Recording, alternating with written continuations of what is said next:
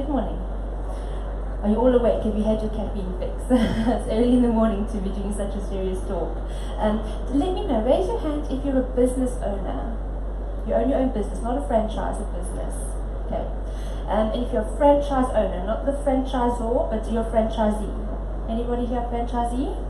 And are you a franchisor? You own the franchise. Okay, good. So I've got a really mixed bunch today. So I'm going to try and make the talk as relevant as possible. But basically what we're going to be taking a look at are principles, business principles, and they're transferable to your situation. So just mentally tweak them if you need to make them fit your situation. But what I wanted to start with today was what I got wrong. Because one thing I've learned in life is that you can gain so much value from other people's mistakes. You can look at what other people have got wrong and you can fast track your own journey.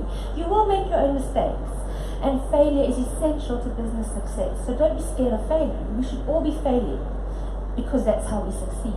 And if you haven't failed yet, then maybe you're not trying hard enough, or maybe you're not putting yourself out there enough. Failure is nothing to be scared of. Failure just means that you're trying. And I failed. In fact, I got invited to do a business talk once and they said, what's your expertise? And I said, failure. And they laughed. And I said, no, seriously. My best talks is about failure because that's where I've learned the most. So not only my failure, but your failure, we can all learn from each other. So this morning, I'm going to be sharing my top 5 franchising mistakes first to kind of set the foundation for where I want to take you on the automating journey.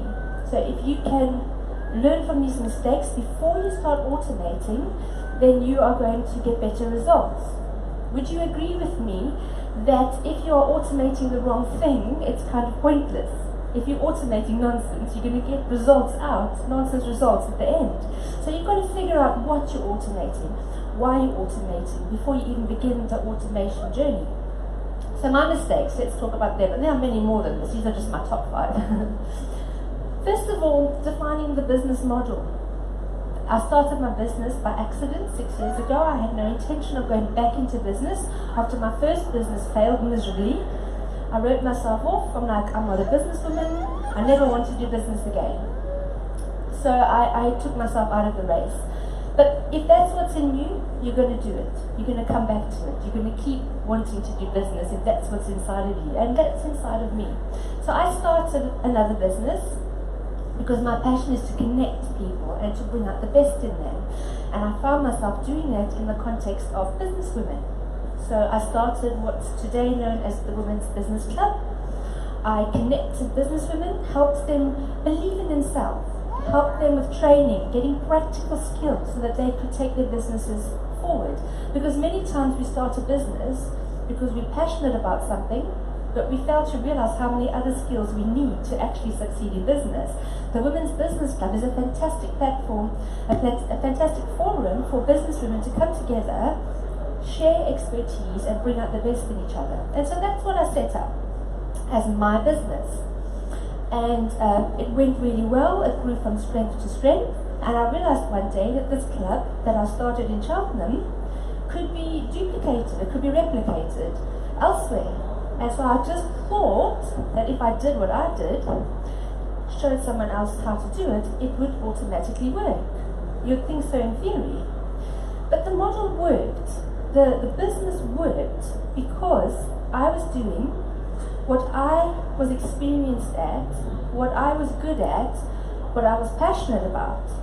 Now if I put someone else into that same model, they will have different experience, different passion, different personality.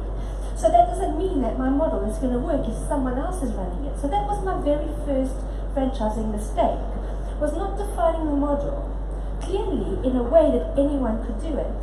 Because as a franchisee, or a franchisor, you're going to have all different sorts of people with different experience, different personalities, taking your brand, your business, and representing it. You want the right people. You want the people to succeed. But if you put them into a business model that's based purely on your expertise and your experience, they're not necessarily going to succeed. So the first thing we need to be looking at is making sure that we've got a business model that works for everyone. If anyone comes in, it will work. The second thing is pricing the model. Once again, I priced my franchise based on what I could achieve.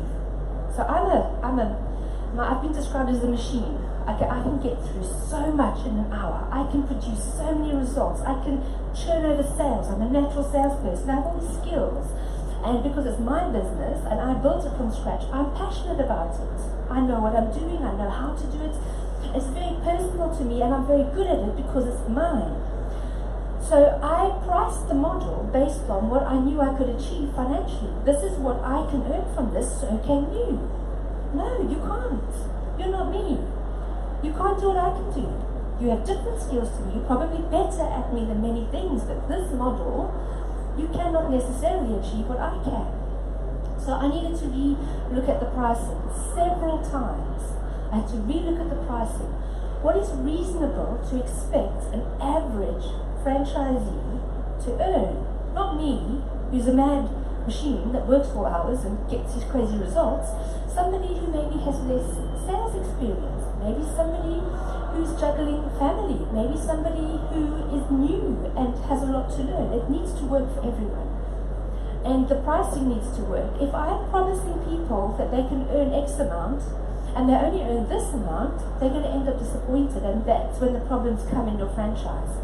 Because you have overpromised and you've underdelivered, and they will be unhappy. And then they will start seeing all the other things that you're getting wrong, and before you know it, you've got a major legal battle on your hands. And I've been there. And so that leads me on to the next thing, which is focusing on the sale. So we've made the mistake of not defining the model, not pricing it correctly. We've got disgruntled, unhappy franchisees, and then we keep doing the same thing. We keep thinking, I just need to sell more franchises. If I can just sell more, I can prove the model works, everybody's going to be happy. The problem I discovered is that franchising, selling a franchise, is not a sales process. It's a recruitment process. Very different processes. Fine line between the two, but you really need to be looking at who you want in your business, who you want to be representing your business, and you need to play the long game. Because franchising is almost like a marriage. It's a long-term relationship. You need to be sure that you can get along with the people that you're recruiting. You need to be sure that they like you. You need to be sure that when there's conflict, and there will be, when there's conflict, you are going to be able to resolve it and mature the relationship. The problem is, when we are new in business, new in franchising, we're excited, we also want to see the money coming in. It's easy to just take anyone. You just want to make the sale. You've made the sale. Yes, I've made the sale, but you know what? The price you're going to pay for that sale is not worth it. I promise you. The price you pay for getting the wrong franchisee in, the loss of sleep, the legal battles, the legal fee, it's not worth it. It is not a sale. You're not making a sale. You are recruiting. You are wooing. You are dating almost. You need to take the time. You wouldn't marry just anyone, would you? You wouldn't just say, oh, I need a spouse. You'll do. Let's get married. Franchising is the same. You need to be sure before you make the commitment that it's going to last. And the headache of losing a franchisee and getting a replacement and training them and all of that is not worth the money that you got. Before you know it, that franchise sale, that price, they'll be like, you know what, take the money. It's not worth the headache. And then from there, misunderstanding the franchisee.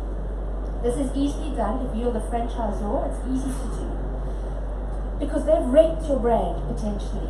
Or they've gone out there, not followed the franchise handbook and accused you that there's no results. They've done all these things. You're upset. This is your baby, your brand, your reputation on the line, and they out there muddying your reputation.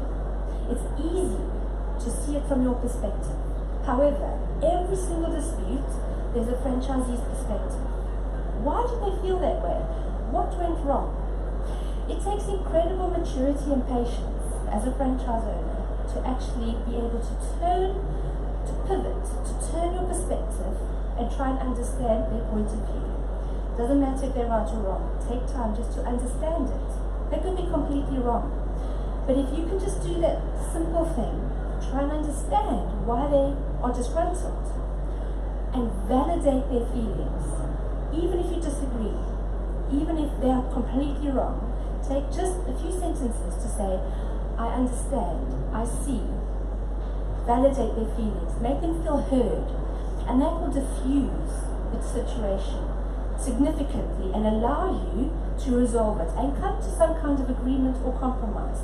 Even if the franchise agreement does end and you come to a point where you say this has to end, if there's no way forward, you're going to have somebody leaving peacefully, not leaving making a mess, not leaving telling the whole world that you're a horrible person. There's an area in the UK I still can't go working because of a franchisee that has muddied my name so badly.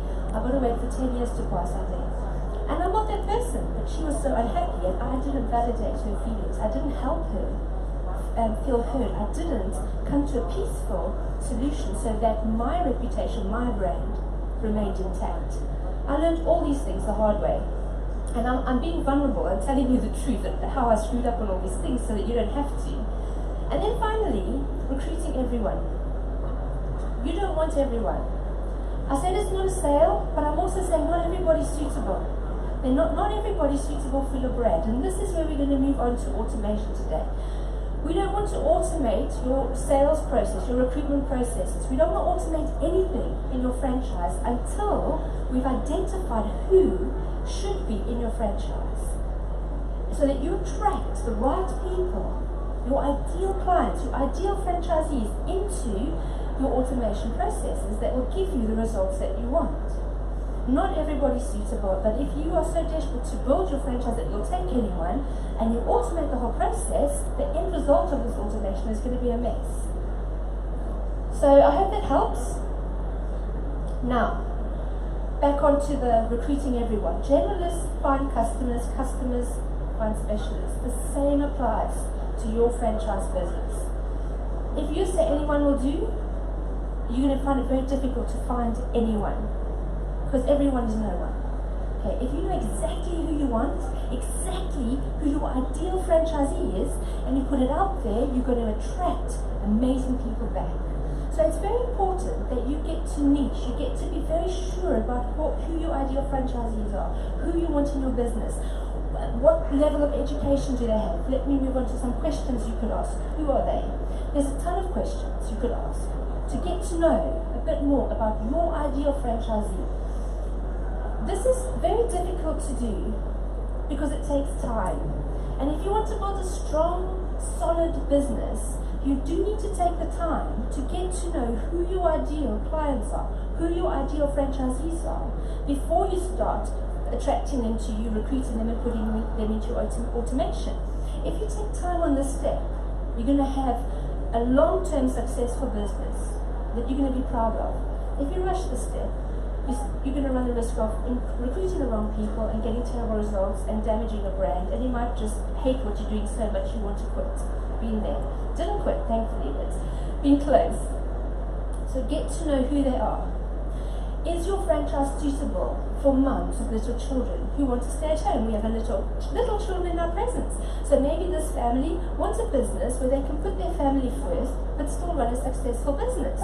If that's the case, and my business, Women's Business Club, is suitable for that, so I would reach out to families with children, because we do everything in between the school run. We do everything around families because I have children and I know how hard it is to juggle business and family. So that will be one of the things that will be on my list of questions. Female, it's a women's business club. We recruit women. We're not against men at all, but our expertise is specifically to support women. I'm not going to go through them all, but you get the idea. Take time to answer these questions and compile your avatar, compile a list of who your ideal clients are. And then when you do your automation process, you're putting your lead magnets out there, you're going to attract exactly your ideal franchisees into your business.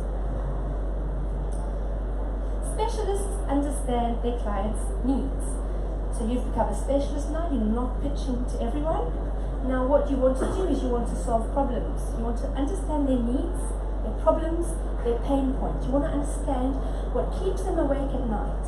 Because if you put your solution in front of them, they won't even ask how much. They will say, how can I get involved? And then it's not such a hard sell.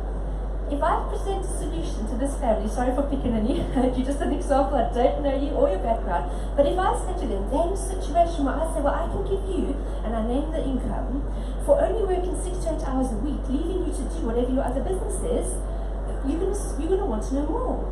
You're not going to want to know how much straight away. We will get to that, but at the moment you're like, wow, if I can earn that much for that many hours, giving me time for my family and my other business that I run, I don't know them, I'm making this up, okay? then they're going to come to me and say, I want to know more. Then I tell them more, and then they're interested. And then the last thing we talk about is price. Because then they've got the information they know they wanted. It's not a hard sell. But if I'm not solving their problem, if I'm pitching my business to them saying, you should come work for me because I've got this amazing business, you're going to love it, then the first thing they're going to be thinking of, I wonder how much this is that she's trying to sell. So if you understand your ideal clients, first and foremost, you understand their problems. So if I'm targeting women who work at home with children, I get a rough idea of the things that they're struggling with. I come to them with a solution that solves one of their problems. It's going to be easy for them to join my business, my franchise. So does that help? Are you trying to get the picture that I'm trying to paint? So now we want to look at how you can connect your ideal clients with you. We want to magnetize your offer. We want to magnetize, magnets attract. We want to be attracting the right people to you and then pop them into your automation system. So where are they? What do they do? What not? 70% of people make purchasing decisions to solve problems. That's what I just said. If you can pitch your franchise, you can pitch your business as a solution to problems, you've got 70% of people who would purchase just based on that. And 30% make decisions to gain something. So I'm going to talk you through very briefly now lead magnets and how you can create things that help people feel that their problems are being solved or that they gain something, so that you can get the right people in your business. So I call this the lead magnet menu. Very basic, incredibly powerful if you get this right. This is key to any automation. So first of all, the M stands for mailers.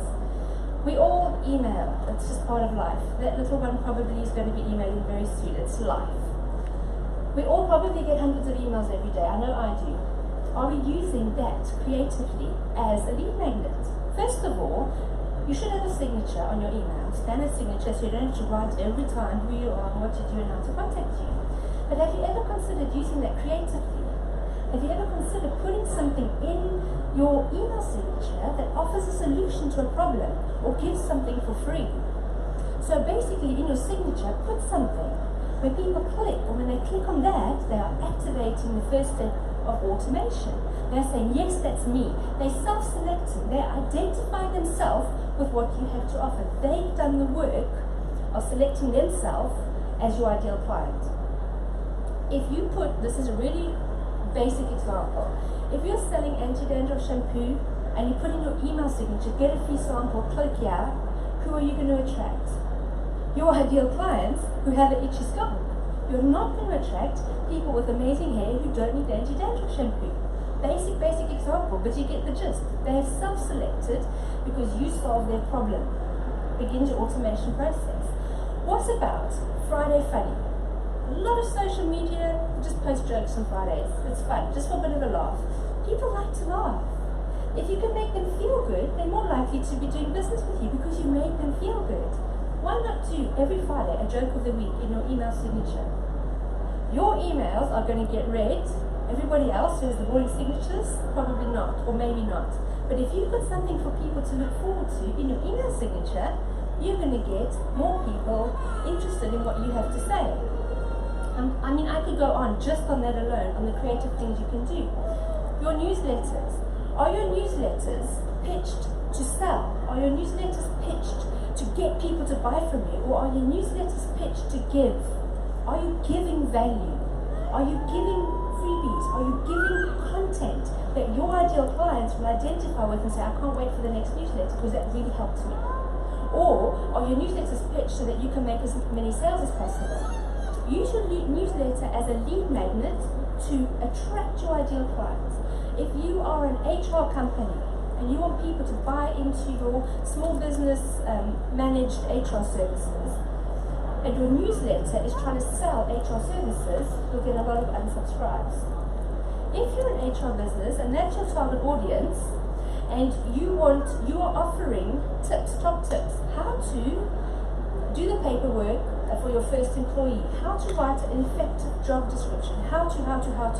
If you're doing that in your newsletter, then you're going to attract your ideal clients. And they might not buy directly from your newsletter, but as soon as they're ready to buy, you'll be the person they go to because you've offered so much value in your newsletter. A lot of marketeers, a lot of businesses know this stuff, they're already doing it. So you can't offer your scraps as value anymore. There used to be a time when we could get away with that. Now you have to give away your gold. Nowadays you have to give away your best content, your absolute best content. You cannot give away your scraps anymore. And then finally, autoresponders. So, you know, you get those out of office messages. Someone's on holiday, you put your out of office on. Have you thought about actually creating an autoresponder that gives away value? So every time you get an email, it bounces back something of value. Make sure it's clear in the header that it doesn't say autoresponder, I'm on holiday. Make sure it says free HR template today or something. Amazing, your autoresponder is now doing work for you. It's automatically sending out value for you. I'm going to have to rush through this, so I do apologize for that, but you can always get in touch with me if you want to know more or if you want to go into this more in depth. And you were handed a little card with Stop Running to the Well on. All of this is in that book, which is coming out in a few weeks' time, so you can just pre-order that if you really wanted to get deep into automation. Advertising, again, social media, Facebook ads are highly effective from a budget as small as £2 a day. But you can stop after 2 days if you're a bit scared. So really, anybody can afford very good Facebook ads. The thing is, it's not the cost of the ad, it's what you're promoting on the ad. Are you again shouting buy, or you shouting value? I'm offering this, it's in high value, and you're targeting your ads to your ideal clients. You're getting them to click on whatever you've got them to click on, and when they click on that, they have to give you their contact details, which goes into your database, and boom, you've got a nice tidy list of ideal clients because you've offered value and they've responded. Most people, when they're doing their Facebook ads, don't get results because all they're trying to do is sell and push what they have on people. People don't want that. There's too much of that now. The one thing that I live by is I think about, would I like that? I look at an advert and I look at what I'm putting out there. Would I click on that? I am my ideal client. I am. So I always think, in my case, it might not be in your case, but would I like to see that? Would I click on that? If no, then why am I doing it? Why am I annoying someone else? You know? Reviews, testimonials. Ask for them. People are not going to volunteer them. It's unusual for somebody to volunteer a review or testimonial. Ask repeatedly for them, and as soon as they come in, push them back out. Put them in your branding, put them on social media. Because if your ideal client has left a testimonial or a review and you put it out there, your other ideal clients will relate to what that ideal client said, and again, bring more business to you of exactly who you want to do business with. Games. This is the most successful thing that I do, and it's the thing that people don't understand how to use. People like to have a bit of downtime when they're working. They like to have a bit of fun, but they feel too guilty to get off the computer, sit in the garden and have a cup of tea. That would be like, I'm not working, I'm lazy. Especially self-employed people, right? So we sit at our computer and we pretend we're working all the time because we're really hard workers, when actually, sometimes we're just playing games to look busy because we need to give our brain a bit of downtime. People are all doing that, so use it. Offer something for people to play with, a game, a quiz, a poll, something. I did one recently that got phenomenal results. On our Facebook and our LinkedIn and our Twitter, it worked best on Facebook, and I'll tell you why, but it worked across all platforms. I said pick a number between 1 to 16 and get entered into winning £1,500 of marketing. How did I get on the marketing? I gave them an article in our newsletter, I did a social media post, and I put it on our website, right? So it's not hard to give away marketing. If you have your ideal client's target audience, it's not that hard. It went mad. Why was it easy for people to engage in? All they had to do was to comment with a number, make it easy for them. So all they had to do, we put it out there, they picked a number, and I had a list of comments. Now you're thinking, and? I'll tell you, and what? When they left a comment, I engaged my automation bot called ManyChat. If you don't know it, go to manychat.com. That bot picked up on their comment, contacted the person who left the comment, said thank you for entering our competition, and then asked them a question that would help them self-select as my ideal client. When they answered that question, I said thank you for your answer, may I have your email address? They left the email address. Now, they're not just going to give me their email address. I said, may I have your email address so that I can send this high-value content to you? Okay? Obviously, it had a name. I didn't call it that, but you're getting the gist. ManyChat then took their email address, put their email address into my CRM, tagged them, and sent them an automatic email with the high-value content I promised. I could be sleeping when all this is going on. I could be on holiday. This bot is doing all the work for me, putting my ideal clients who have self-selected through ManyChat, through another bridge piece of a platform called Zapier.com. If you don't know it, Zapier.com. This is like a connector, it's like a bridge that takes the data from ManyChat and puts it into my database. My database sends in a series of automated emails that's nurturing them, not selling to them. Here's your free high content value item. A week later, did you read the item? Did you like it? What do you think? Then hopefully they reply to that email. Personally, me or one of my team pick up that email, then we can put them into a sales process because they're already warm leads. They're ready to buy, potentially. So can you see how such a simple thing can be a powerful automation tool for you, but it must attract your ideal clients or you're going to be left with a ton of admin because you've attracted everyone. Put things out there that your ideal client needs or solves their problem so that it brings the right people back to you. You're at this event, so I know that you get this. Networking events, expos, trade shows, people still need and will always need the personal touch. And no matter how great social media, chatbots and automation gets, people will always still value meeting you in person. So you've got to get out from behind your desk and get out to events like this and meet people face to face. Now this one, I ran out of slide because there are so many things you can do with your expertise. Usually, we think that what we have or what we know, everybody knows. We don't think it's special. We don't think that what we know is really that great. It is that great. You know something that I don't know, that I need to know. You have an expertise that I need. And if you can package it in one of those many ways and put it out there as a lead magnet, you're going to attract me, if I'm your ideal client, to your business. It's very easy to package up your expertise. 10 top tips. Okay, I've just done 5 franchising mistakes. I can package that. I can put it out there. I can attract my ideal clients if that is what they're looking for. You know, it's not rocket science. My 5 mistakes, I mean, I've made them, they're mine. I own them, I can put them out there. Think about what you have. Your top tips, your freebies, your downloads, your how-to guides, your ebooks, mini webinars. These days, camera technology is so good. You can put your phone on your windowsill as long as you're facing good lighting, then you can record a mini training course on your phone. It's not that hard anymore to create high-quality lead magnets to put out there. Some people buy differently to other people, and I could do an entire day talking to you about how different people buy and why. It's fascinating. Some people need to try before they buy. Some people they're not very confident buyers. They take a long time to make a decision. You can still win these people to you, but you need to be putting things out there that they can taste your business. So you need to give them samples, discounts, free trials. One of the things we do at Wilderness Business Club is we meet up once a month for lunch. Again, we value those personal connections, and so we encourage people to join us for lunch.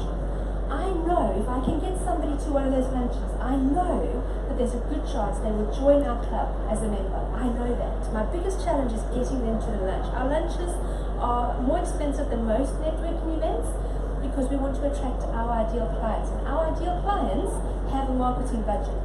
So we pitch top of the range price-wise, intentionally and strategically, because we want our ideal clients to not think, oh, that's expensive. The second I hear somebody say, oh, that's expensive, I'm like, well, not my ideal client. I don't say it, that would be rude. I think it. Because my ideal clients are serious about growing their business and they have a marketing budget. So instantly, price is part of my strategy to attract our ideal clients. However, I have some clients who are my ideal clients who just don't buy in that way and they will not come to a lunch. But I know that they're still my ideal clients. In those cases, I will then say, would you like a free ticket? I don't publicly offer free tickets, but because I know they're still my ideal client, but they buy differently, that's when I'll say, come as my guest. I make them feel special, come as my guest. Okay, I'm out of time, So I'm going to have to stop there. I could talk on this all day. I hope that was useful. And there's a lot of automation tools I can share with you. There's a lot that I write in the book. However, I must insist that before you all begin automating anything, that you're clear about who your ideal clients are, that you're putting them, the right people into your automation process. Because automation works. If you put the right things in, you get the right things out. So thank you for your time and enjoy the rest of the show.